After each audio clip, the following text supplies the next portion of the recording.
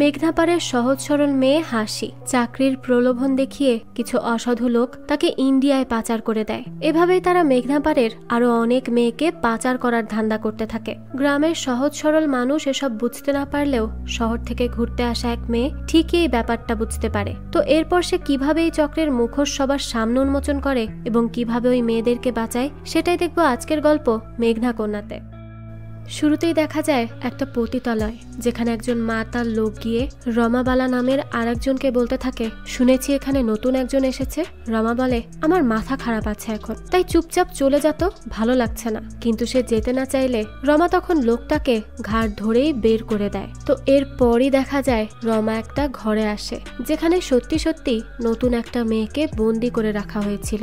তো রমা তাকে বলে, তোর মতো কত মেয়েকে আমি রমা দেখেছি, তাই এইসব কান্নাকাটির কাহিনী ছেড়ে এখন একটু লাইন আয় তো দেখি, কত সুন্দর মুখটা তোর, এই মুখে যেন কারো নজর না লাগে। তুই চাইলে এখানে রানী হয়ে থাকতে পারবি, তাই এই সব কান্নাকাটি বাদ দিয়ে নিজেকে প্রস্তুত করে নে, কালই তোর অভিষেক করা হবে আমাদের এই কাজে। এই মেয়েটার নাম ছিল হাসি। তো সে তখন খুব কান্না করতে করতে রিকোয়েস্ট করে আর বলতে থাকে, প্লিজ আপা, আমাকে যেতে দিন, আমাকে দয়া করে আমার বাড়ি ফিরতে দিন, আমি এসব পারবো না। কিন্তু রমা তখনই তাকে একটা গালি দিয়ে বলে, এত টাকা খরচ করে তোকে এখানে এনেছি কি এভাবে ছেড়ে দিতে? হ্যাঁ।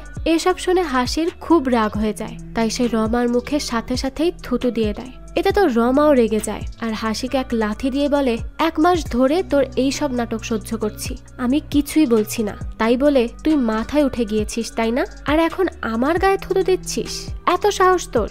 রমা এখানে খুব রেগে যায়, তাই হাসিকে গালিগালাজ করে আর অনেক মারধর করতে থাকে।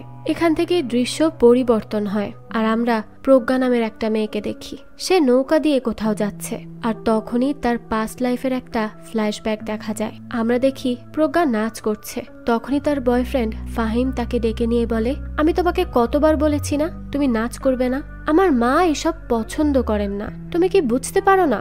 এসব শুনে প্রজ্ঞা বলে, ফাহিম, তোমার মায়ের পছন্দ না তাতে আমি কি করতে পারি? আমার তো কলেজ থেকে অনুষ্ঠানে নাচার কথা, তুমি তো এটা জানোই, তাহলে এই কথা কেন বলছো? ফাহিম তখন বলে, দেখো, এই অনুষ্ঠানে আমার মা বাবাও আসবেন, আর আমার মা যদি তোমাকে সেখানে নাচ করতে দেখেন তাহলে আর আমাদের কখনোই বিয়ে হবে না, তাই বলছি এসব বাদ দাও। এসব শুনে প্রজ্ঞা বলে, তাহলে তুমি কি চাও, আমি আর নাচ করব না? ফাহিম বলে, হ্যাঁ, আমি চাই তুমি নাচ করবে না আর এটাকে একেবারেই ছেড়ে দিবে, আর কখনোই নাচতে পারবে না তুমি। তখনই প্রজ্ঞা বলে, ঠিক আছে, অনেক হয়েছে, আর না, আমি আর এসব সহ্য করব না। ফাহিম তখন অবাক হয়ে বলে, কি বলতে চাইছো তুমি? প্রজ্ঞা বলে, কেন বুঝতে পারছো না? তোমার মতো একটা নিচু মনের ছেলের সাথে আমি যে এতদিন রিলেশনশিপে ছিলাম এটা ভাবতেই তো আমার রাগ উঠছে, নিজের উপরই বিরক্তি কাজ করছে। এই কথা বলেই প্রজ্ঞা সেখান থেকে চলে যায়। দৃশ্য বর্তমানে আসে আর সে তার মাকে বলে, মা, আমাকে কিন্তু ঢাকা তাড়াতাড়ি ফিরতে হবে, আমি বেশি দিন এখানে থাকতে পারবো না। তখন তার মা বলে, আমি কি জানি, তোর বাবাই ভালো জানেন, তার সাথে কথা বল। প্রজ্ঞার বাবা বলে, এই তীরে কত চেনা জানা বাড়ি ঘর ছিল, সব এই সর্বনাশা মেঘনা নদী নিয়ে গেল। কতটা দিন পর গ্রামে আসলাম, এখানে এসে খুব ভালো লাগছে। প্রজ্ঞা তখন বলতে থাকে, আসলাম আর কোথায় বাবা, এখনো তো পথেই, এই এতদিন জার্নি করে আসার পর এখন আবারও নৌকা, এসব আর ভালো লাগছে না। আর বাবা, তোমার কি মনে আছে আমার পরের মাসে নাচের প্রোগ্রাম?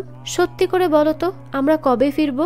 আমাকে তো ওই প্রোগ্রামে অ্যাটেন্ড করতে হবে। তার বাবা বলে, আরে ফিরবো, তোর প্রোগ্রামের আগেই ফিরে যাব। তখন প্রজ্ঞা বলতে থাকে, তার মানে আমরা পরের মাসে যাব? তাহলে আমি আমার নাচের অনুশীলন কোথায় করব? এখানে জায়গাটা কোথায় বলবে আমাকে? তার বাবা বলে, এই গ্রামেই করবি, সমস্যা কি? কত খোলামেলা মাঠ আছে, এই বিশাল আকাশ আর শান্তির বাতাস, এখানে একটু মন ভরে নিঃশ্বাস নিয়ে নে, কারণ শহরে এরকম বাতাস পাবি না। প্রজ্ঞার মা তখন বিরক্ত হয়ে বলতে থাকে, দেখ, তোর বাবার যে চাকরি গিয়েছে তার কোনো চিন্তা আছে কি? কত ফুর্তিতে আছে সে, আর কাব্যিক কথাবার্তা বলে বেড়াচ্ছে। যাই হোক, তো তারপরই তারা চলে আসে গ্রামে, আর এখানে আসার সাথে সাথেই তাদের রিসিভ করতে আসে আবিদ নামের একটা ছেলে। আবিদ তাদের জিনিসপত্র নিয়ে বাড়ি আসে। তো এরপরই প্রজ্ঞা তার রুমে যায়, কিন্তু সেখানে গিয়েই রুমটা দেখে সে বিরক্ত হয়ে যায়, এটা তার একেবারেই পছন্দ হয়নি। তাই সে চলে আসে তার বাবার কাছে। সে বলতে থাকে, বাবা, এই সব কি? আমি এখানে কিভাবে থাকবো? আমি কিভাবে নাচ করব? সত্যি খুব খারাপ লাগছে এখন আমার। তখন তার বাবা আবিদকে বলে, আমার যে এখানে কত স্মৃতি আছে সেটা কি বলবো, এসব তারা বুঝবে না, বুঝলে? আবিদ তখন বলে, চাচা আমার কাছে আপনার আর একটা স্মৃতি আছে, আপনি বসুন, আমি আনছি। এরপর আবিদ একটা বন্দুক আনে, যা দিয়ে আগেকার সময় মানুষ বের হতো শিকার করতে। প্রজ্ঞার বাবা তো এই বন্দুকটা দেখেই খুব বেশি ইমোশনাল হয়ে যায়, তার আগের দিনের সবকিছু মনে পড়তে থাকে। এদিকে দেখা যায় প্রজ্ঞার মোবাইলেও ঠিকঠাক মতো নেটওয়ার্ক আসছিল না, তাই সে আরো বেশি রাগারাগি করতে থাকে যে এখন সে কি করবে। তখন তার মা বলে, দেখ প্রজ্ঞা, এখানে যখন আমরা চলেই এসেছি তাহলে এইভাবে রাগ না করে দেখি না এর মধ্যেই কিভাবে কি করা যায়। তো তারপরে প্রজ্ঞার বাবা এসে প্রজ্ঞাকে বলে, এই যে দেখ এখানে সিন্দুকটা আছে না, এটা অনেক আগেকার সময় এইভাবে দেয়ালে করা হতো যাতে করে ডাকাত টাকা সহ সিন্দুক তুলে নিতে না পারে। কিন্তু এত সবকিছু বলার পরও প্রজ্ঞা তখনও রেগেছিল, তাই তাকে এভাবে রাখতে দেখে তার বাবা আবিদের সাথে বাইরে চলে আসে। যাই হোক, তো এরপর সেখানে কিছু জায়গা দেখার পর রাতে তারা সবাই মিলে খেতে বসে। তো এই খাবার খেয়ে তো প্রজ্ঞার বাবার খুবই পছন্দ হয়, সে আবিদের হাতের রান্নার অনেক প্রশংসা করে। তো আবিদ যখন খাবার নিয়ে দিচ্ছিল প্রজ্ঞাকে, তখনই সে প্রজ্ঞাকে তুমি বলে ডেকে ফেলে, আর এই বিষয়টা একমাত্র প্রজ্ঞার মাই নোটিস করে। আর সে আবিদকে বলে, কি ব্যাপার, তুমি তাকে তুমি তুমি করে কথা বলছো কেন? তো এই কথা বলার পরই প্রজ্ঞার বাবা অন্য কিছু বলে কথাটা ঘুরিয়ে দেয়। এখন কেন সে এমন করলো আর কি সমস্যা তা আমরা হয়তো পরেই জানতে পারবো। তো এরপর তারা সবাই যখন কথা বলছিল তখনই প্রজ্ঞা জানতে পারে এই গ্রামে নাচ গান নিষেধ। এটা জানতে পেরেই তো প্রজ্ঞা তার বাবাকে রেগে বলে, বাহ বাবা, তুমি না বলেছিলে কোনো সমস্যা হবে না, তাহলে এই সব কি? এই কথা বলেই খাবার টেবিল থেকে সে উঠে চলে যায় নিজের রুমে। তো আবিদকে পরে প্রজ্ঞার বাবা বলে, তুমি কি তাকে ডেকে আনবে যে আমাদের গ্রামে নাচ গান করতো? আমাদের গ্রামে আবারও এইসব ফিরে আসবে। এদিকে রাতের বেলা দেখা যায় প্রজ্ঞা তার বান্ধবীকে কল করে আর বলতে থাকে, আমি বাবার গ্রামের বাড়ি এসে ফেঁসে গিয়েছি, না আছে নেটওয়ার্ক, না আছে কিছু, আমি যে করেই হোক ঢাকা ফিরে আসতে চাই, আমার একটুও ভালো লাগছে না এখানে। তখন তার বান্ধবী বলে, শুধু কি এই কারণ, নাকি ফাহিমের কথা ভেবে এরকম লাগছে তোর? প্রজ্ঞা বলে, দেখ তার সাথে আমার ব্রেকআপ হয়ে গেছে, তাকে নিয়ে আর কি ভাববো? আর শোন, সে অনেক কাহিনী, আমি পরে তোকে সময় করে বলবো, এখন না। তো তারপর তার বান্ধবী বলে, আচ্ছা ঠিক আছে, তুই চলে আয় আমার কাছে, অনেক মজা হবে, দুজন মিলে অনেক ভালো সময় কাটাবো। তো এরপরই প্রজ্ঞা এখান থেকে পালানোর জন্য সকাল সকাল রেডি হয়ে যায়, পরে কাউকে না বলে বেরিয়ে পড়ে বাড়ি থেকে। কিন্তু গুগল ম্যাপ কোনোভাবেই কাজ করছিল না, কারণ নেটওয়ার্কই তো ভালো ছিল না। ওই সময় তাকে রাস্তায় আবিদ পেয়ে যায় আর তাকে দেখেই বলে, কি ব্যাপার, আপনি এখন এইখানে? প্রজ্ঞা বলে, হ্যাঁ, আমাকে একটু বলতে পারবেন লঞ্চ ঘাটটা কোথায়? এইটা শুনে আবিদ বলতে থাকে, ও বুঝতে পেরেছি, পালানোর চেষ্টা করছেন তাই তো, কিন্তু লঞ্চ আসতে তো অনেক দেরি আছে, চলুন এখন বাড়ি ফিরে চলুন, না হলে চাচা চাচি অনেক চিন্তা করবেন। প্রজ্ঞা বলে, না আমি যাব না, আমি ঢাকা যেতে চাই, এখানে আমি আর এক মুহূর্তও থাকতে চাই না। যাই হোক, তো বসার কোনো জায়গা হবে? এখানেই তাহলে অপেক্ষা করতাম, লঞ্চ আসলেই চলে যেতাম। আবিদ বলে, আচ্ছা তাহলে আসুন আমার সাথে, আমি আপনাকে একটা জায়গা দেখিয়ে দিচ্ছি বসার, কারণ এটা ছাড়া আর কোনো জায়গা নেই। এরপরই আবিদ প্রজ্ঞাকে একটা পুরাতন বাড়ি নিয়ে আসে আর সেটার সাথে জড়িয়ে থাকা কিছু ইতিহাস বলে। প্রজ্ঞা এই বাড়িটা দেখে বলে, সত্যি খুব অদ্ভুত রকমের সুন্দর এই বাড়িটা। তো আবিদ এরপর তাকে বাড়ির ভেতরে নিয়ে যায়। অন্যদিকে প্রজ্ঞার মা তো সকালে প্রজ্ঞার রুমে এসে দেখে সে এখানে নেই, বারবার ডাকার পরও সে কোথাও তাকে পায় না। তাই এবার প্রজ্ঞার মা চলে যায় প্রজ্ঞার বাবার কাছে প্রজ্ঞার বিষয়ে জানতে, যে মেয়েটা কোথায় গেল। এদিকে প্রজ্ঞা একা একা একটা জায়গায় নাচ করতে শুরু করে। তখনই আবিদ বলে, আরে আপনি তো খুব সুন্দর নাচ করেন, আপনার কি নাচ পছন্দ? প্রজ্ঞা বলে, আমার নাচ খুব বেশি পছন্দ, কিন্তু আমি জানি আপনি এখন কি বলবেন। আপনি বলবেন মেয়েদের নাচ করা উচিত না, মেয়েদের নাচ করা মানায় না, এইসব খারাপ জিনিস, এসবই তো বলবেন। সমস্যা নেই, আমি এইসব আগেও শুনেছি। আবিদ তখন বলে, আরে না না, আমি এইসব কেন বলবো? মানুষ যখন নাচ করে তখন তার মনের আনন্দেই করে, আর মনের আনন্দের মাঝে আবার খারাপের কি আছে? এটা শুনে প্রজ্ঞা বলে, মিথ্যা বলছো, বানিয়ে বানিয়ে এসব বলছো তাই না, আমাকে ইমপ্রেস করার জন্য। আবিদ বলে, আমি মিথ্যা বলতেই পারি না, চেষ্টা করলেও কখনো বলতে পারিনি। আর আপনাকে ইমপ্রেস করারই বা কি আছে বলুন তো, কেনই বা আপনাকে আমি ইমপ্রেস করতে যাব? প্রজ্ঞা তখন বলে, কয়জনেরই বা নাচ পছন্দ বলুন তো, তাই আমার মনে হলো আপনি হয়তো মিথ্যা বলছেন, তবে হ্যাঁ আমার খুব ভালো লাগলো এটা জানতে পেরে যে আপনার নাচ ভালো লাগে। আবিদ বলে, আসলে আমাদের গ্রামের হাসি বুবু যখন নাচ করত তখন তো মনে হতো একটা পরী নাচ করছে। সে খুব মারাত্মক ভালো নাচ করত, সবাই মুগ্ধ হয়ে দেখত। আশেপাশের 10 গ্রামের থেকেও বেশি ভালো নাচ করত সে। এসব শুনে প্রজ্ঞা বলে, সত্যি? তাহলে আমাকে তার কাছে নিয়ে যাবে প্লিজ, আমি তার সাথে দেখা করতে চাই। আবিদ বলে, তাকে পাবেন কোথায়, সে তো অনেক আগেই এই গ্রাম ছেড়েছে। এসব শুনে প্রজ্ঞা মন খারাপ করে ফেলে আর বলে, ও আচ্ছা, বিয়ে হয়ে গিয়েছে নাকি? আবিদ বলে, না, শুনেছি উনি নাকি দেশও ছেড়েছেন, টাকা ইনকাম করতে বিদেশে গেছেন। তখন প্রজ্ঞা বলে, ওনার সাথে দেখা হলে অনেক মজা হতো। তো এবার আবিদ বলতে থাকে যে হাসি বুবু অনেক সময়ই এখানে এসে নাচ করতেন আর আমরা অবাক হয়ে তাকিয়ে থাকতাম। সে যে কি মুগ্ধতা। এদিকে প্রজ্ঞার মা প্রজ্ঞার বাবা হাসানকে এসে বলে, হাসান, আমাদের মেয়ে তো ঘরে নেই। হাসান বলে, হবে হয়তো বাইরে কোথাও, এত চিন্তার কি আছে, আমাদের গ্রামে হারিয়ে যাওয়ার মতো কোনো জায়গাই নেই। এসব শুনে প্রজ্ঞার মা বলে, অদ্ভুত মানুষ তো তুমি, মেয়েটা বাড়িতে নেই আর তুমি বলছো তাতে চিন্তার কিছুই নেই। একজন বাবা হয়ে তুমি এমন কথা কি করে বলতে পারো? আমি কিচ্ছু জানি না, চুপচাপ এখন যাও আর আমাদের মেয়েকে খুঁজে এনে দাও। পরে হাসান বলে, আচ্ছা আচ্ছা, এই ডাবের পানি খেয়ে মাথা ঠান্ডা করো তো, আমি যাচ্ছি।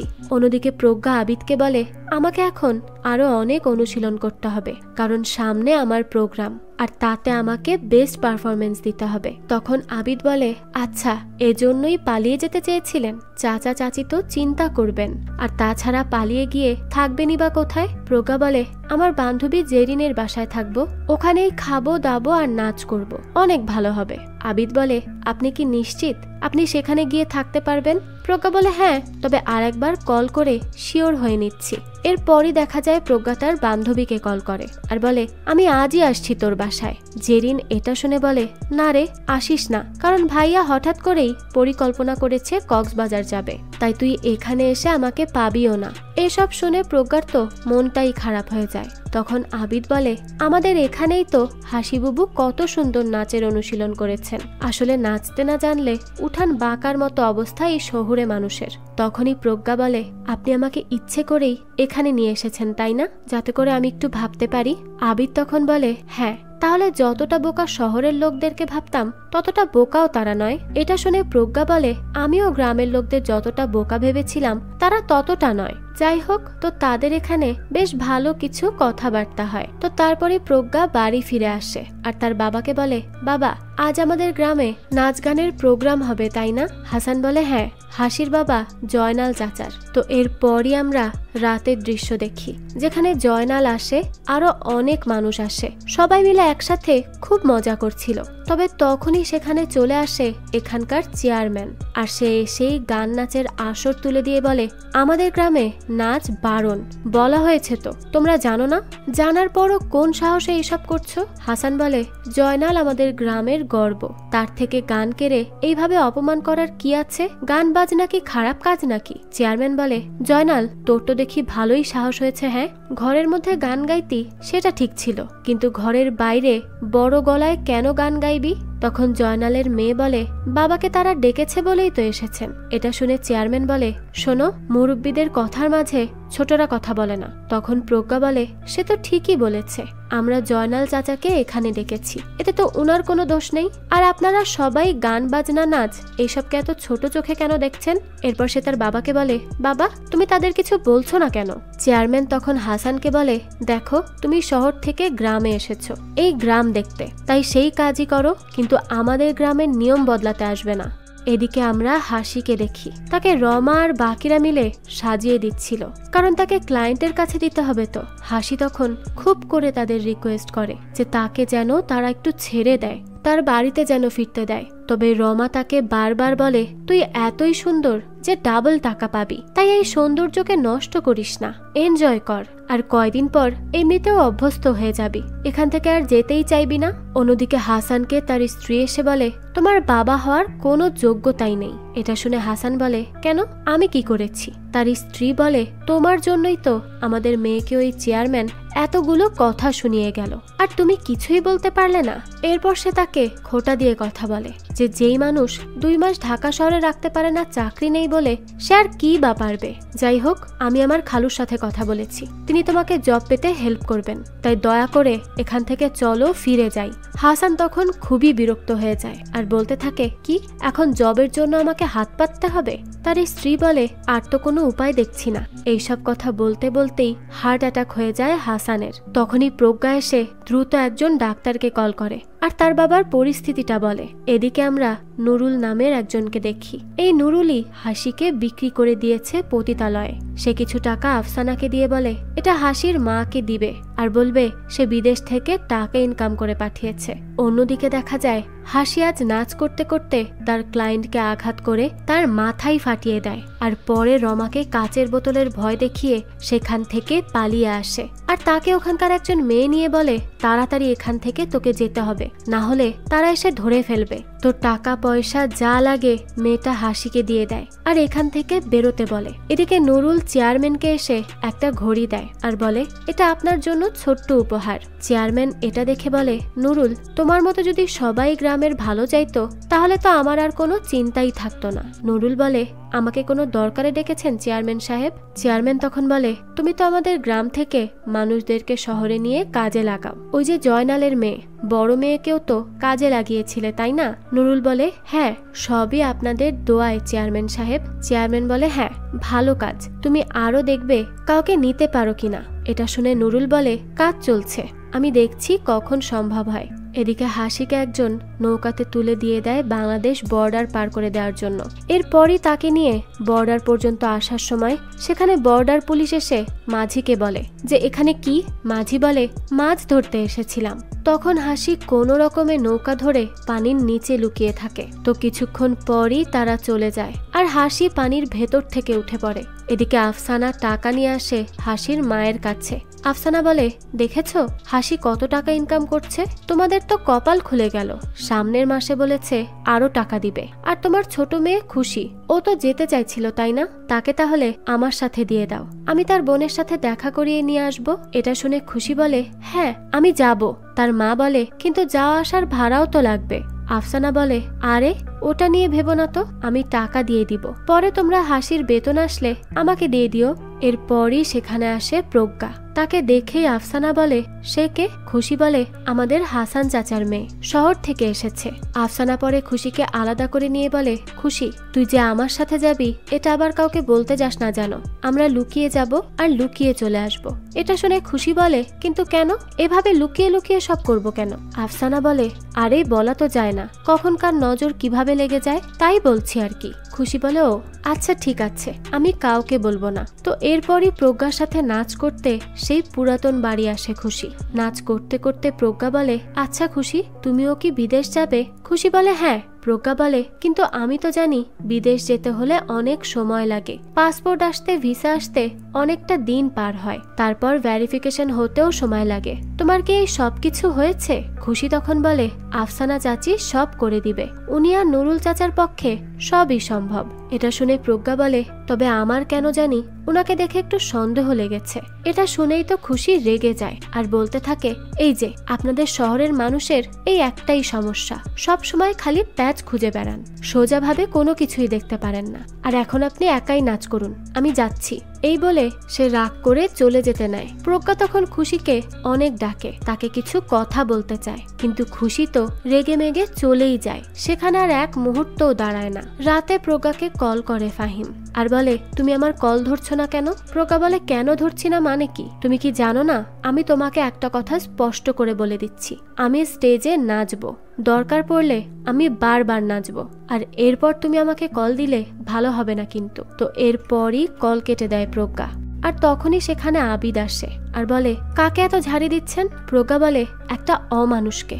আসলে কিছু কিছু মানুষ আছে যারা মেয়েদেরকে মানুষই মনে করে না, তারা মেয়েদেরকে ঘরের আসবাবপত্র ভাবে, তাই শুধু তাদেরকে ঘরে বন্দি করে রাখতেই শান্তি পায়, তাই তাদেরকেই ঝাড়ি দিয়েছি। কোনো সমস্যা আছে তোমার? তো এরপরই আবিদ সেখান থেকে চলে যাচ্ছিল। তখনই প্রজ্ঞা বলে, আচ্ছা আমি না খুশির ব্যাপারটা নিয়ে খুব কনফিউজড, আমি বুঝতে পারছি না কি হচ্ছে।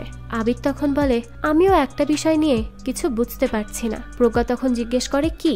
আবিদ তখন বলে, আকাশ সবসময় নদীর দিকে কেন তাকিয়ে থাকে? প্রজ্ঞা তখন বলে, আকাশ বেশি উদার, সেজন্যই হয়তো। তো এরপরে আবিদ প্রজ্ঞাকে তুমি বলে ডেকে ফেলে, পরে আবারও আপনি বলে। প্রজ্ঞা তখন বলে, আপনি আমাকে তুমি বলেই বলতে পারেন, সমস্যা নেই, আপনার মুখে আবার আপনি ব্যাপারটা যায় না। তখন আবিদ বলে, না থাক, আপনিই ভালো, পরে আবার চাচি রেগে যাবেন। এটা শুনে প্রজ্ঞা বলে, আর আমি যদি রেগে যাই? এর উত্তরে আবিদ বলে, আপনি রাখবেন না, কারণ আপনার সাথে আমার কোনো সমস্যা নেই। প্রজ্ঞা তখন বলে, কিন্তু আমার সমস্যা হচ্ছে ওই আফসানাকে নিয়ে। তার মধ্যে কিছু তো একটা ভেজাল আছেই। সে বিদেশ যে নিয়ে যায়, আমি এই বিষয়টাকে ভালো চোখে দেখতে পাচ্ছি না। কেন জানি মনে হয় সে এই সবের আড়ালে খুব ভয়ঙ্কর কিছু করছে, আর গ্রামের সহজ সরল মানুষদের ঠকিয়ে যাচ্ছে। এদিকে আফসানা নুরুলকে এসে বলে, শুনেন, একটা সুখবর আছে, খুশি তো যেতে রাজি হয়ে গেছে। আমরা আরো একটা অর্ডার পেয়েই গেলাম, আর খুশিও কিন্তু কম সুন্দর না, তাই ভালোই টাকা আসবে এখান থেকে। এসব শুনে নুরুল বলে, খুব ভালো খবর দিলে তো, এই জন্য তো তোমাকে আমি এত ভালোবাসি। তবে খুশি যেহেতু রাজি হয়েছে, তাই আর দেরি করলে কিন্তু চলবে না, কাল রাতের মধ্যেই যা করার করতে হবে। তখন আফসানা বলে, একদিনে এইসব পারবেন করতে? নুরুল বলে, আরে পারবো না মানে কি, আমার তো চেনা মাঝি আছে, তাকে দিয়ে সব হয়ে যাবে, কোনো চিন্তা নেই। আফসানা তখন বলে, আচ্ছা ওই শহরের মেয়েটাকে দেখেছেন? নুরুল বলে, না না, এই মেয়ের ধারে কাছে যেও না কিন্তু, সে খুব চালাক একটা মেয়ে, আর আমাদের একটা দিনের কাজই আছে এই গ্রামে, তারপর আমাদের এই গ্রামের কাজ শেষ, শুধুমাত্র খুশিকে পাচার করতে পারলেই হলো। এদিকে আবিদ তো এখন পুরোই প্রজ্ঞার প্রেমে পড়ে যায়, তাকে নিয়ে কত স্বপ্ন দেখা শুরু করেছে সে।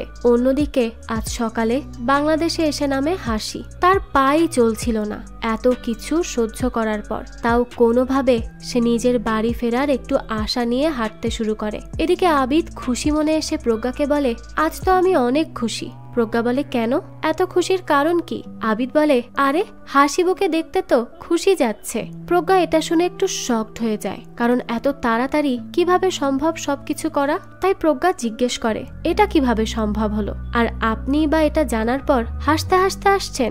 আবিদ বলে, কেন হাসবো না, আমরা গ্রামের মানুষ, আমরা আমাদের গ্রামের কষ্টে কাঁদি আর সুখে হাসি, আর খুশি তো মারাত্মক আনন্দে আছে তার বোনকে সে দেখতে যাবে বলে, তাহলে আমি কেন হাসবো না? প্রজ্ঞার তো এবার আর ভালোই লাগছে না। সে বুঝতে পারে আফসানা আর নুরুল কোনো একটা অসাধু চক্রের সাথে জড়িত, আর সে এই মেয়েদেরকে সেখানেই ইউজ করছে। তখন আবিদ বলতে থাকে, আমরা ভালো মানুষ, তাই কাউকে নিয়ে মনে হিংসা নেই। এটা শুনে প্রজ্ঞা বলে, আপনারা আসলে কোনো ভালো মানুষ না, বরং বোকা মানুষ, তাই আপনারা এতটুকু একটা ব্যাপারও বুঝতে পারছেন না যে একদিনের শর্ট নোটিসে কেউ কখনো বিদেশে যেতে পারে না, এটা সম্ভবই না। এর জন্য অনেক প্রসেসিং এর ব্যাপার আছে, এতে বেশ সময় লাগে। আবিদ তখন বলে, তুমি বললেই হবে নাকি, আশেপাশের কত মানুষ গেল, গ্রামের সবাই ভালো ভালো জায়গায় কাজ করছে। প্রজ্ঞা তখন তাকে জিজ্ঞেস করে, আপনি না বিএ পাশ করেছেন, তাহলে এত গাধা কিভাবে হলেন? হ্যাঁ, এইসব ব্যাপার বুঝতে পারেন না, নিজের মাথাটা তো একটু কাজে লাগান। আবিদ তখন বলে, হ্যাঁ আমরা তো সবাই গাধাই, আর তোমরা সবাই বুদ্ধির সাগর। বেচারি এতদিন পর নিজের হাসি বুড়ে দেখতে যাচ্ছে, কত খুশি সে জানো, আর তার আনন্দটা তোমার জন্য কিছুই না, তুমি এর মধ্যেও খুদ বের করার চেষ্টা করছো, কেমন মানুষ তুমি? প্রজ্ঞা তখন বলে, না আমার জন্য এসব কিছুই না, কারণ বেচারি তো নিজেই জানে না সে কোন বিপদের দিকে এগিয়ে যাচ্ছে, তবে আমি এসব খুব ভালো করেই বুঝতে পারছি। আবিদ তখন বলে, মানে কোন বিপদের কথা বলছো? প্রজ্ঞা বলে, এখন তোমাকে এত কিছু বলবো না, তবে তুমি কি যাবে আমার সাথে? আবিদ জিজ্ঞেস করে, কোথায় যেতে হবে? তো এরপরই তারা দুজন চলে আসে খুশির বাড়ি। খুশি তাদেরকে হুট করে দেখে বলে, আরে আপনারা এখানে, আমি তো বিদেশে যাচ্ছি। প্রজ্ঞা বলে, যাচ্ছ মানে? তোমাকে না বলেছি আমি পাসপোর্ট ছাড়া কেউ কখনো বিদেশ যেতে পারে না, তাহলে কিভাবে যাবে তুমি? সবকিছু কি এতই সহজ? তখন আফসানা বলে, তোমাকে কে বলেছে এ পাসপোর্ট ভিসা ছাড়া যাচ্ছে? যা যা লাগবে সব আমি রেডি করেছি। তখন প্রজ্ঞা বলে, আচ্ছা তাই নাকি, তাহলে আমাকে দেখান তো তার পাসপোর্ট আর ভিসাটা। এবার তো বিপাকে পড়ে যায় আফসানা আর নুরুল। আফসানা বলে, আপনাকে কেন দেখানো লাগবে? আপনি কে? হ্যাঁ, আর যার দরকার, যাদের দরকার তাদের কাছে জায়গা মতো জমা দিয়ে দিয়েছি, এখন এত কথা বলে সময় নষ্ট করবেন না তো। তখন আবিদ বলে, কি বলছেন কি? এইসব তো কোথাও জমা দিতে হয় না, এগুলো তো হাতেই থাকার কথা, তাহলে আপনি কি জমা দেওয়ার কথা বলছেন? আফসানা তখন বলে, সব কথা তোমাদেরকে বলতে হবে কেন? পথ ছাড়ো বলছি। প্রজ্ঞা তখন পথ আগলে বলে, না, পথ ছাড়া যাবে না, খুশিও কোথাও যাবে না, সে এখানেই থাকবে। এইভাবে আমরা তাকে যেতে দিব না। সে এখন নিজেও জানে না কোন দিকে খুশি মনে পা এগিয়ে দিচ্ছে। যখন বুঝতে পারবে তখন অনেক দেরি হয়ে যাবে, আর আমি থাকতে খুশিকে সেই আফসোস করতে দিতে পারবো না, কখনোই না।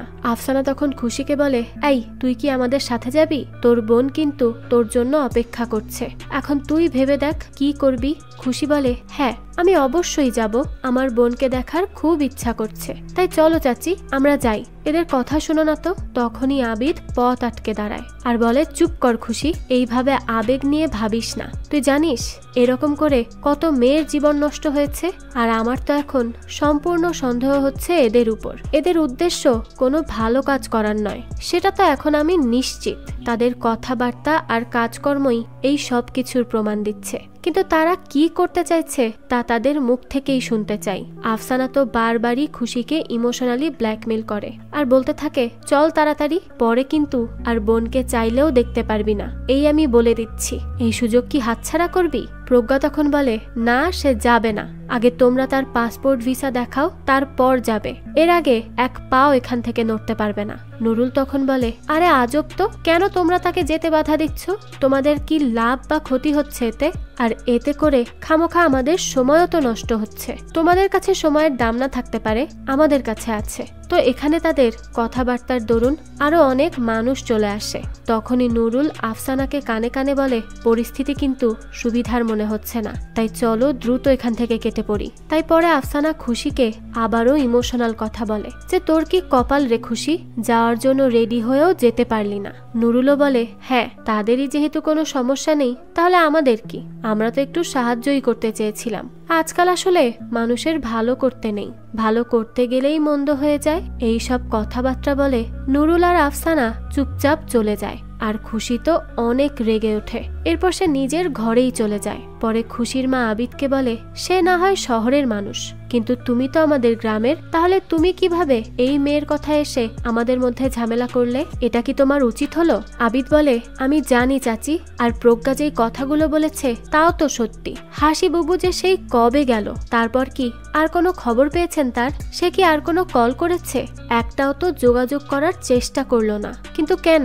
এসব কি কখনো ভেবে দেখেছেন? খুশির মা তখন বলে, নাম্বার পাওয়ার পরই সে কল করবে, ওই দিনও তো সে টাকা পাঠিয়েছে, যদি সে ভালোই না থাকে তবে কি আর টাকা পাঠাতে পারতো? এটা শুনে আবিদ বলে, কি হাসিবু টাকা পাঠিয়েছে? খুশির মা বলে, হ্যাঁ পাঠিয়েছে তো, টাকা পাঠিয়েছে বলেই তো চলতে পারছি, না হলে তো রাস্তায় ভিক্ষা করা লাগতো। এই কথা বলে খুশির মাও ভেতরে চলে যায়। অন্যদিকে হাসি তার গ্রামে চলেই আসে, কিন্তু পথে তখন নুরুল কথা বলতে বলতে যাচ্ছিল যে আমাদের হাতের মুঠোয় থাকা কাজটা চলেই গেল ওই বজ্জাত মেয়ের জন্য। ঠিক ওই সময় আফসানা হাসিকে দেখে ফেলে আর বলতে থাকে, এই এটা হাসি না? হাসি তো তাদের দেখা মাত্রই দ্রুত সেখান থেকে চলে যায়। আর আফসানা নুরুলকে বলে, এটা হাসি তো, হাসি কিভাবে এখানে আসলো? নুরুল বলে, আরে কি বলছো কি, হাসি কিভাবে আসবে এখানে? এটা তো অসম্ভব, সে আছে ইন্ডিয়ায়, তাহলে বাংলাদেশে বললেই কি চলে আসবে নাকি? এত সহজ? তখন আফসানা জোর দিয়ে বলে, আরে আমি সত্যি বলছি, এটা হাসিই ছিল, তুমি কল করে দেখো তো ওই জায়গায় হাসি কোথায় আছে। তারপরে নুরুল বলে, আচ্ছা ঠিক আছে, তুমি বলছো যেহেতু, তাহলে আমি কল করেই দেখছি। এরপরই নুরুল কল করে। অন্যদিকে আবিদ আর প্রজ্ঞা খুশির মায়ের সাথে কথা বলতে ভেতরে আসে। খুশির মা তখন বলতে থাকে, শুধু আমাদের গ্রাম না, আশেপাশের 10 গ্রামেই কাজ বন্ধ, তাহলে আমাদের সংসারটা চলবে কি করে বলতো? আজ যদি খুশিটা যেত তাহলে তো হাসিকেও দেখে আসতে পারতো, কিন্তু তোমাদের জন্যই তা হলো না। প্রজ্ঞা তখন বলে, কিন্তু আন্টি, কোনো কিছু নিশ্চিত না হয়ে এভাবে অন্ধের মতো বিশ্বাস করে কোথাও কাউকে পাঠানোটা কি ঠিক বলুন তো? পরে যদি হিতে বিপরীত হয়ে যায় তখন কি করবেন? তখন তো কপাল চাপড়েও কোনো কিছু ঠিক হবে না। আর একটা দেশ থেকে আর একটা দেশে এইভাবে চলে যাওয়াটা তো কোনো স্বাভাবিক লক্ষণই নয়। এত সহজে এক দেশ থেকে আর এক দেশে যাওয়া যায় না আন্টি, একটু ভেবে দেখুন প্লিজ। এদিকে দেখা যায় খুশি নদীর পাড়ে মন খারাপ করে বসেছিল। সে তার বোনের সাথে কাটানো প্রতিটা মুহূর্তের কথা মনে করছিল। তারা দুজন একসাথে কত ভালো সময় কাটিয়েছে। সে তার বোনকে খুব ভালোবাসে, আর আজ সে যেতে না পারায় ভেতর থেকে খুব কষ্ট পাচ্ছিল।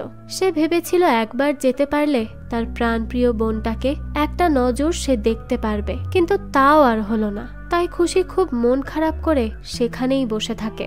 এরপরই খুশিকে তার মা এসে বলে, এত চিন্তা করিস না, আমি আবারও কথা বলবো আফসানা আর নুরুলের সাথে, বলবো যা হয়েছে তা ভুলে যেতে আর আমাদের মাফ করে দিতে। তারা ভালো মানুষ, তাই আমার কথা অবশ্যই বুঝতে পারবে, আর তোকে আবারও নিয়ে যাওয়ার প্রস্তুতিও নিবে। তুই দেখিস, চিন্তা করিস না, তুই ঠিকই হাসির সাথে দেখা করতে যেতে পারবি। তো ঠিক তখনই দেখা যায় হাসি তার বাড়ি এসে পৌঁছায়। এরপরই সে মা বলে ডাক দেয়, আর এটা শুনতে পেয়েই খুশি তার মাকে বলে, হাসিবুর আওয়াজ না? তখনই তারা অস্থির হয়ে বাইরে চলে আসে আর দেখতে পায় সত্যিই তো হাসি চলে এসেছে, তবে তার শরীরের অবস্থা খুবই খারাপ। তো তখনই বেহুশ হয়ে পড়ে যায় হাসি। তখন তাড়াতাড়ি খুশি আর তার মা তাকে ধরে ফেলে, তবে হাসি মা ছাড়া আর কিছুই বলতে পারে না। খুশি আর তার মা তো বুঝতেই পারছে না এসব কি হলো, আর যেহেতু হাসি কিছু বলতে পারেনি তাই তারাও বুঝতে পারে না যে তার সাথে কি হয়েছে। অন্যদিকে নুরুলকে কলে রমা বলে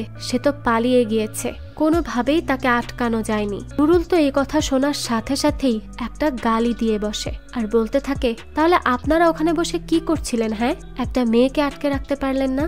রমা তখন বলে, এই কথা কম বল, আর আমি যা বলছি তাই কর। তোর হাতে তিনটা উপায় আছে।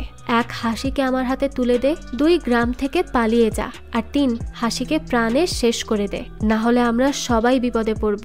তো এরপরই আফসানা নুরুলকে বলে যে এই সবই হয়েছে আপনার বেশি লোভের কারণে। এবার তো হাসি ফিরে এসেছে, এখন আপনি কি করবেন? গ্রাম থেকে পালাতে গেলেও পাবলিক মারবে আর প্রাণেও মেরে ফেলতে পারে, সবকিছুতেই ঝুঁকি আছে। আপনাকে তো আমি আগেই বলেছিলাম প্লিজ চলুন, আমরা এই গ্রাম থেকে চলে যাই, কিন্তু আপনি তো কোনো কথাই শোনেননি। এখন কি হবে? এখন আপনার জন্য আমি নিজেও বিপদে পড়েছি। আপনার সাথে থেকে অনেক হয়েছে, এবার আমাকে দয়া করে বিদায় দিন, আমি আর আপনার সাথে থাকতে পারবো না। নুরুল তখন জিজ্ঞেস করে, কোথায় যাবি? যাবিটা কোথায়? আফসানা বলে, যেদিকে দু চোখ যায় চলে যাব, কিন্তু তাও আপনার সাথে থাকবো না, আমি এইভাবে মরতে চাই না। নুরুল তখন বলে, মাথা একটু ঠান্ডা করে থাকো, আমি জানি কোথায় কিভাবে যেতে হবে, তাই একদম চিন্তা করবে না, আমি তো আছি, আমি সব সামলে নিব। এদিকে হাসিকে মাথায় পানি দিতে থাকে খুশি, আর বারবার বলতে থাকে, বুবু কথা বলো, কি হয়েছে তোমার? তারা তো খুবই অস্থির হয়ে ওঠে। তখন হাসির মা বাবা তারাও খুব চিন্তায় পড়ে যায় যে হাসির হলোটা কি। হাসি তো তখন শুধু তাকিয়েই ছিল, সে যে বড় একটা ধাক্কা খেয়েছে তা সামলে উঠতে পারছিল না কোনোভাবে। তো আমরা এখানে হাসির একটা ফ্ল্যাশব্যাক দেখি। যেদিন হাসিকে নিয়ে আফসানা ইন্ডিয়া যাচ্ছিল, তখন হাসি বলে, চাচি আমরা কি কালই ইন্ডিয়া চলে যাব? আফসানা বলে, আরে তোর দেখি আর তর সইছে না, এত তাড়াহুড়ো কিসের? হ্যাঁ, আর এত চিন্তা করতে হবে না, আমরা খুব তাড়াতাড়ি সেখানে চলে যাব, আর সেখানে তো তুই একা যাবি না, তোর সাথে আরো অনেক মেয়েরাও যাবে। তখন হাসি বলে, কেন চাচি তুমি যাবে না? আফসানা বলে, আমি কি আর চাইলেই যেতে পারি? আর সেটা হচ্ছে ভিন দেশ, ইন্ডিয়া, তাই আমি তো যেতে চাইলেই পারবো না। হাসি তখন বলে, কিন্তু তুমি তো বলেছিলে তুমি যাবে চাচি, আমি তো তোমার সাথে গেলেই বেশি খুশি হতাম, আমি সেখানে একা একা কি করব? আমি তো কিছুই চিনব না। আফসানা তখন বলে, মন খারাপ করিস না, তুই তো অনেক কাজ পারিস, সেখানে তারা যেই কাজ দিবে তাই করবি, এত চিন্তার কিচ্ছু নেই, আর তোর সাথে আরো অনেক মেয়েরা কাজ করবে, তাই তেমন সমস্যাও হবে না, তাদের সাথে মিলেমিশেই কাজ করবি, আর এরপর আমি 2-1 মাসের মধ্যেই তোর কাছে চলে আসব, ঠিক আছে? তো তারপরই নুরুল তাকে একটা জুস খেতে দেয়, আর হাসি সেটা খাওয়ার পরই সেখানেই বেহুশ হয়ে যায়। তারপরই তাকে ইন্ডিয়া নিয়ে এসে ইন্ডিয়ার লোকদের হাতে তাকে তুলে দেয় তারা, আর এরপরই তাকে ধরে নিয়ে চলে যায় কিছু খারাপ লোকেরা। তো আজ এই সব কিছু বলতে বলতে হাসি খুব কান্না করে। খুশিও তার বোনের কথায় খুব কষ্ট পায়, সেও কাঁদতে থাকে, আর তার মাকে বলে, কি এটাই তো তুমি চেয়েছিলে তাই না? হাসির মা তো তখন আর কিছুই বলতে পারে না, একদম চুপ হয়ে যায়। নিজের সব ভুলগুলো সে আজ বুঝতে পারে যে কত বড় ভুল সে করেছে, আর প্রজ্ঞা যে তাকে কেন এত করে মানা করেছে সেটাও এখন রিয়েলাইজ করতে পারে। অন্যদিকে প্রজ্ঞাকে তার বাবা বলে, কি হয়েছে, মন খারাপ, গ্রামে থাকতে ইচ্ছে করছে না? প্রজ্ঞা বলে, না বাবা, গ্রাম আসলে খুব ভালো, কিন্তু এখানকার মানুষ এত বোকা হয় কেন? হাসান বলে, আসলে তারা কোনো কিছু নিয়েই এতটা ভাবতে পারে না, ভাবার মতো সেই সময়ই পায় না। পেটে যখন খিদে লাগে তখন তারা পেটের খিদে মেটাতেই ব্যস্ত হয়ে যায়। তবে আর চিন্তা করিস না, আমরা খুব দ্রুতই শহরে ফিরে যাচ্ছি, আর আমি আগের থেকেও ভালো একটা জব পেয়েছি, বেতনটাও আগের থেকে বেশি। প্রজ্ঞা তখন বলে, ও ভালো। তো তার এমন নর্মাল রিয়াকশন দেখে হাসান বলতে থাকে, কি রে, তুই কি খুশি হসনি? তখনই সেখানে আবিদ আসে আর বলে, প্রজ্ঞা তুমি কি কাহিনী জানো? হাসি বুবু তো ফিরে এসেছে। হাসান তখন বলে, এই হাসিটা আবার কে? আবিদ বলে, হাসি হচ্ছে আমাদের জয়নাল চাচার বড় মেয়ে। অন্যদিকে শয়তান নুরুল আগে আগে এসে চেয়ারম্যানকে বলে, দেখেন ভাই, কারো না ভালো করতে নেই। ওই যে হাসিকে আমি বিদেশে পাঠিয়েছিলাম না, সে টাকার লোভে খারাপ কাজে জড়িয়ে পড়েছিল। আমি তো পাঠিয়েছিলাম ভালো কাজের জন্য, কিন্তু সে টাকার লোভে পড়ে আমার মান সম্মান সব শেষ করে এবার নাকি ফিরে এসেছে। তখন আর একজন বলে, হাসি ফিরেছে?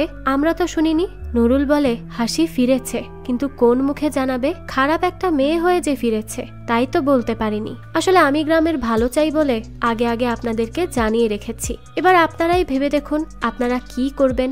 আমি তো বাইরের মানুষ, তাই আপনারাই বুঝবেন বাকিটা। এদিকে হাসানকে সবটা বলে প্রজ্ঞা। হাসান এইসব শুনে বলে, এত কিছু হয়ে গেল অথচ আমি কিছুই জানি না, আমাকে বললে না কেন? প্রজ্ঞা বলে, বাবা তুমি বিজি ছিলে তাই আর বলতে পারিনি। তারপরই হাসিকে দেখতে প্রজ্ঞা আর আবিদ চলে যায়। এদিকে চেয়ারম্যান এসে হাসিকে বলে, কি হয়েছে, ফিরে কেন আসলি তুই? গ্রামে তো অনেক কাহিনী শুনতে পাচ্ছি। তখন হাসি বলে, মা আমি কিছুই করিনি। চেয়ারম্যান তখন ধমক দিয়ে বলে, চুপ কর, নিজে আজে বাজে কাজ করে এখন আমাদের গ্রামে এসেছিস তোর নোংরামি ছড়াতে? কিন্তু আমি বেঁচে থাকতে এই গ্রামে কোনো রকম নোংরামির জায়গা হবে না। খুব তাড়াতাড়ি আমি সবাইকে নিয়ে একটা সিদ্ধান্ত নিব। তো চেয়ারম্যান এখান থেকে যাওয়ার পর প্রজ্ঞা আর আবিদ এসে হাসির সাথে দেখা করে। হাসি মানসিকভাবে মারাত্মক ভেঙে পড়েছিল, তাই সে কাউকেই কিছু ঠিক মতো বলার অবস্থায় থাকে না। অন্যদিকে রাতে আফসানা নুরুলকে বলে, আমি আপনার সাথে থেকে অনেক কাজ করেছি, এত এত মেয়েদেরকে আপনার হাতে দিয়েছি, এবার আমি আমার জীবন বাঁচাতে চাই, তাই আমাকে ভালোই ভালোই ছেড়ে দিন বলছি। নুরুল বলে, আমি এত এত মেয়েদের বিদেশে পাঠিয়েছি, কিন্তু কখনো কেউ ফিরতে পারেনি। তবে এই হাসি বজ্জাত কি করে যে ফিরে এসেছে কে জানে। তবে আমি চেয়ারম্যানকে কাজে লাগিয়ে দিয়েছি, তাই একটু কম চিন্তা করো। এবার কেউই হাসির কথা বিশ্বাস করবে বলে মনে হয় না। তো এরপর নুরুল তার দলবল নিয়ে চলে আসে রাতের বেলা খুশি আর হাসিকে তুলে নিতে, আর তাদের মাকে বেহুশ করে তাদের দুই বোনকেই তারা এবার পাচার করার জন্য নিয়ে আসে। হাসির বাবা বাড়ি এসে এই সব কিছু জানার পর তাড়াতাড়ি আবিদ আর হাসানকে এসে বলে যে আমার দুই মেয়েকেই ওই শয়তান নুরুল তুলে নিয়ে গিয়েছে, দয়া করে সাহায্য করুন।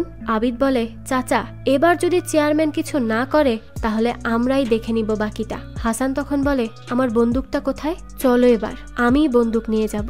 এরপরই প্রজ্ঞা, হাসান আর আবিদ সেখান থেকে বেরিয়ে পড়ে হাসিদের খুঁজতে। অন্যদিকে নুরুল কল করে রমাকে আর বলে, এবার আমি হাসি খুশি দুইটাকেই নিয়ে আসছি। রমা বলে, সাবধানে আনবে আর যেন উড়ে না যায়। নুরুল তখন আফসানাকে পাহারায় রেখে একটা কাজ করতে চলে যায়। এদিকে প্রজ্ঞা বলে, তোমরা এদিকে খুঁজে দেখো, আমি পুরানো বাড়িটা দেখে আসি। তখন প্রজ্ঞা খুঁজে খুঁজে শেষমেশ পেয়েই যায় হাসি আর খুশিকে। পরে আফসানাকে মাথায় আঘাত করে প্রজ্ঞা হাসি খুশিকে নিয়ে পালিয়ে যায় সেখান থেকে। তবে তাদেরকে এসে ধরে ফেলে নুরুল, আর এবার সে তাদেরকে প্রজ্ঞা সহই তুলে নিয়ে যায় পাচার করতে। অন্যদিকে আবিদ চেয়ারম্যানকে বলে, আপনি যদি সাহায্য করতে না পারেন তাহলে করবেন না, কিন্তু হাসি খুশিকে নিয়ে আজে বাজে কথাও বলবেন না, আমরা একাই পাচারকারী দলকে ধরে নিব। চেয়ারম্যান বলে, পাচারকারীকে? আবিদ বলে, কেন জানেন না? আপনার ওই নুরুলই তো সেই পাচারকারী। হাসানও বলতে থাকে, হাসি নিজে বলেছে, ভিকটিম নিজেই যখন বলেছে তারপর আপনি কাকে বিশ্বাস করবেন? চেয়ারম্যান বলে, সে আবার কি বলবে, নিজেই তো খারাপ মেয়ে। আবিদ বলে, আপনি বললেই তো আর সে খারাপ হয়ে যাবে না, আমরা হাসি খুশিকে নিয়ে তবেই বাড়ি ফিরবো। হাসির বাবা তখন কান্না করে বলে, চেয়ারম্যান সাহেব দয়া করে আপনি একটা বার আমার হাসি খুশির সামনে এসে দাঁড়িয়ে দেখুন, সব সত্যিটা সামনে চলে আসবে। করে। তারপরে আবিদ চেয়ারম্যানকে বন্দুক তাক করে বলে, কোথায় হাসি খুশি? এরপরই চেয়ারম্যান সহ তারা চলে আসে ঘাটে। নৌকা প্রায় ছেড়েই দেয়, কিন্তু আবিদ এসে আটকে নেয়। পরে নুরুল প্রজ্ঞাকে চাকু দিয়ে ধরে আর বলে বন্দুক নামাতে। চেয়ারম্যান তখন নিজের পাপ ঢাকতে নুরুলকেই গুলি করে মারে। পরে আফসানা এসে সব সত্যি বলে যে আপনি যে এসবে জড়িয়েছিলেন তা আটকাতেই নুরুলকে মারলেন, তাই না? চেয়ারম্যান বলে, চুপ করো, আমরা পুলিশ ডাকবো। তখনই হাসি এসে বলে, আপনাকে ডাকতে হবে না, আমি যাব পুলিশ আনতে। এরপর নারী পাচার করার অপরাধে চেয়ারম্যানকে পুলিশ গ্রেফতার করে নিয়ে যায়। আর ঠিক তার 1 মাস পরই প্রজ্ঞার স্টেজে পারফরমেন্স হয়, যেখানে সে এবার হাসি খুশিকে নিয়ে সুন্দর একটা নাচ করে। আবিদ সহ প্রজ্ঞার মা বাবাও সেই পারফরমেন্স দেখে। তারা সবাই খুব খুশি হয়। আর এর সাথেই এই গল্পটাও এখানেই শেষ হয়। তো এই তো ছিল আজকের গল্প। এই গল্পটা আপনাদের কাছে কেমন লেগেছে সেটা অবশ্যই আমাদেরকে কমেন্ট করে জানাবেন। যদি এতটুকুও ভালো লেগে থাকে তাহলে একটি লাইক দিয়ে যাবেন। আর হ্যাঁ, আমাদের এই চ্যানেলে কিন্তু প্রতিনিয়তই নতুন নতুন ভিডিও আপলোড করা হয়। সেই সব ভিডিওর আপডেট পেতে আমাদের চ্যানেলটিকে সাবস্ক্রাইব করে বেল আইকনে অল দিয়ে রাখতে কিন্তু ভুলবেন না। আজকে তাহলে এই পর্যন্তই, আবারও হাজির হব নতুন কোনো ভিডিও নিয়ে। সেই পর্যন্ত সবাই ভালো থাকবেন আর আমাদের চ্যানেলের সাথেই থাকবেন। ধন্যবাদ।